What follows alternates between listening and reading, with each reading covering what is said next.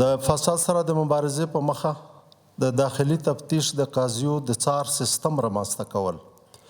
دا په دې معنی چې هغه قاضي چې تر تفتیش لاندې دي د هغې تحلیل او ارزیابي په چټک وخت کې باید صورت ونیسي او نو د فساد سره د مبارزې په لړ کې موږ چې کوم کار کړی دی هغې کې تقریبا 30 تنه کوم کسان چې په فساد کې ککړ وو هغه له دندې ګوښه شوي دي.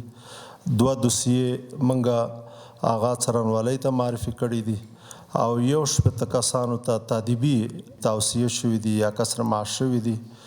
نو او تقریبا 6 میلیونه افغانۍ مو د ضایع کېدو مخنیوی مو کړی دی.